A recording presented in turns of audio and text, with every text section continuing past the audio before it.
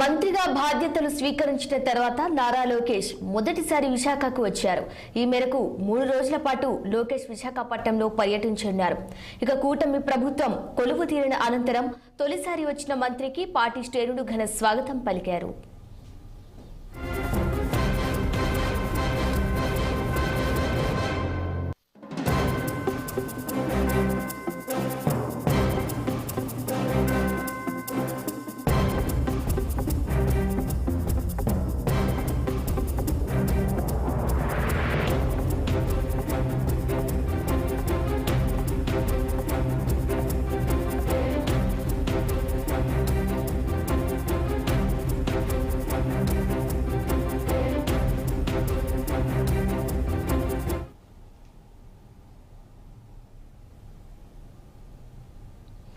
మంత్రిగా బాధ్యతలు స్వీకరించిన తర్వాత నారా లోకేష్ మొదటిసారి విశాఖకు వచ్చారు.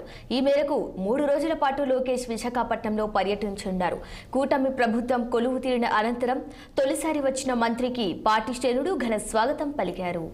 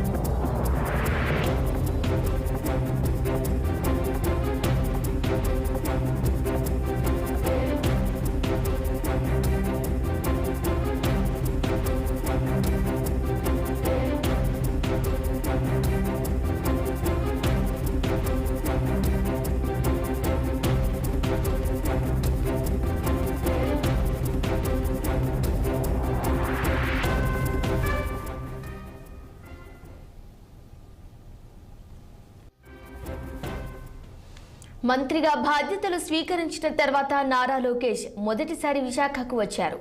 ఈ మేరకు 3 రోజుల పాటు లోకేష్ విశాఖపట్నంలో పర్యటించనున్నారు.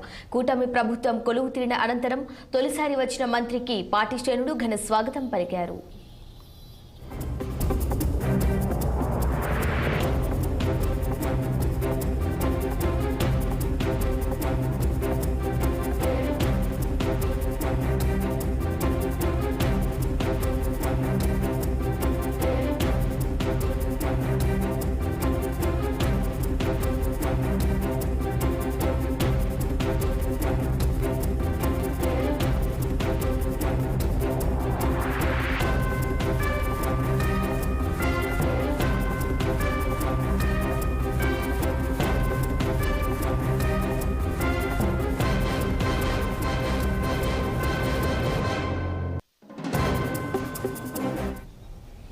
మంత్రిగా బాధ్యతలు స్వీకరించిన తర్వాత నారా లోకేష్ మొదటిసారి విశాఖకు వచ్చారు.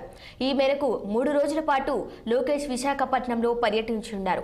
కూటమి ప్రభుత్వం కొలువు తీరిన అనంతరం తొలిసారి వచ్చిన మంత్రికి పార్టీ శ్రేణులు ఘన స్వాగతం పలికారు. ఇక ఇదే అంశంపై మరింత సమాచారం మా ప్రతినిధి కన్నబాబు అందిస్తారు. కన్నబాబు, చెప్పండి, మంత్రిగా తొలిసారి బాధ్యతలు స్వీకరించిన తర్వాత నారా లోకేష్ విశాఖ పర్యటనకు వెళ్ళినట్టుగా తెలుస్తోంది. దీనికి సంబంధించి పూర్తి వివరాలేంటి? Good morning Sirisha. ఏదైతే ఆంధ్రప్రదేశ్ విద్యా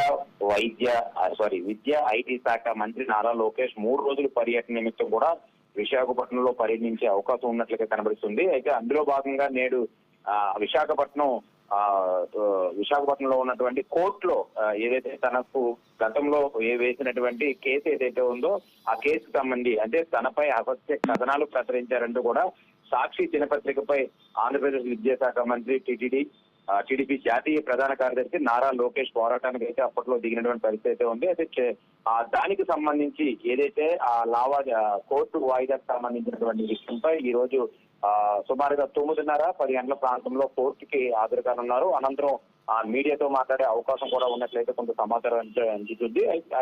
అదే అనంతరం కూడా టీడీపీ కార్యకర్తలతో ఇక్కడ ఉన్నటువంటి విశాఖపట్నంలో ఉన్నటువంటి టీడీపీ ప్రధాన కార్యాలయంలో ఎవరైతే జిల్లాలో అంటే ఉత్తరాంధ్ర జిల్లాలో ఉన్నటువంటి ప్రధానమైన నాయకులతో పాటు ఎమ్మెల్సీలు ఎమ్మెల్యేలతో కూడా మాట్లాడే అవకాశం ఉన్నట్లుగా కూడా తెలుస్తుంది. వాళ్ళతో కొంత సమీక్ష కూడా నిర్వహించే పరిస్థితి ఉన్నట్లుగా కూడా తెలుస్తుంది. అలాగే ఏదైతే జిల్లాలో ఉత్తరాంధ్ర జిల్లాలో ఉన్నటువంటి కీలకమైనటువంటి జిల్లాలు ఇటు విశాఖపట్నం కానీ లేదా అటు శ్రీకాకుళం జిల్లాలో కానీ ఉన్నటువంటి ప్రధానమైనటువంటి స్కూల్ తాలూకా సమస్యలు తెలుసుకునేందుకు ఆ స్కూల్ ని విజిట్ చేసే అవకాశం ఉన్నట్లుగా కూడా కొంత సమాచారం అయితే అందుతుంది. అనంతరం కూడా విద్యాశాఖ అధికారులందరితో కూడా సమీక్ష నిర్వహించే పరిస్థితులుగా కూడా తెలుస్తుంది. అయితే నిన్న అర్ధరాత్రి సమయంలో సుమారుగా 9:30 ప్రాంతంలో విశాఖ ఎయిర్పోర్ట్ కి అయితే నారా లోకేష్ చేరుకున్నారు. అక్కడి నుంచి ఘన స్వాగతంతో బోరున వర్షం పడుతున్నప్పటికీ కూడా కార్యకర్తలు కానీ లేదా ఇటు టీడీపీ నాయకులు కానీ లేదా కూటమి నాయకులు కూడా ఆయన ఘన స్వాగతం పలికి విశాఖపట్నం చేరుకున్నారు. తర్వాత పల్లా శ్రీనివాస్ ఇంటికి వెళ్ళిన తర్వాత ఏదైతే కాన్వాయ్కి సంబంధించినటువంటి వెహికల్ లోనే విశాఖ కార్యాలయానికి టీడీపీ కార్యాలయానికి అయితే చేరుకున్నారు. అక్కడ నైట్ బస్ చేసి ఇవాళ 9 గంటలకి 9:10 ప్రాంతంలో కోర్టుకి అయితే హాజరయ్యే అవకాశం ఉన్నట్లయితే తెలుస్తుంది. అయితే ఈ కోర్టుకి సంబంధించినటువంటి విషయంపై చూసుకుంటే కనుక గతంలో తనపై అసత్య కథనాల ప్రచారం ఏదైతే చేశారో ఆ కథనాలకు సంబంధించిన విషయంపై అయితే ఆయన ఇవాళ కోర్టుకు హాజరయ్యే అవకాశం కూడా ఉంది. అయితే ఈ విషయానికి సంబంధించి కొంత మీడియాతో కీలకమైనటువంటి వ్యాఖ్యలు చేసే అవకాశం ఉన్నట్లుగా కూడా కొంత సమాచారం అయితే అందుతున్నటువంటి పరిస్థితి అయితే ఉంది. అయితే అనంతరం ఇక్కడ ఉన్నటువంటి విద్యా సంస్థలు ఏవైతే ఇక్కడ విశాఖలో ఉన్నటువంటి గతంలో కూడా విశాఖ ఏజెన్సీలో ఉన్నటువంటి కొన్ని స్కూల్స్ గురించి కూడా ఆయన ఆరా చేసి తెలుసుకున్నటువంటి పరిస్థితి ఉంది. వెళితే కనుక ఒకవేళ అంటే అది ప్రోగ్రామ్ లో అయితే లేదు, ఒకవేళ వెళితే కనుక విశాఖ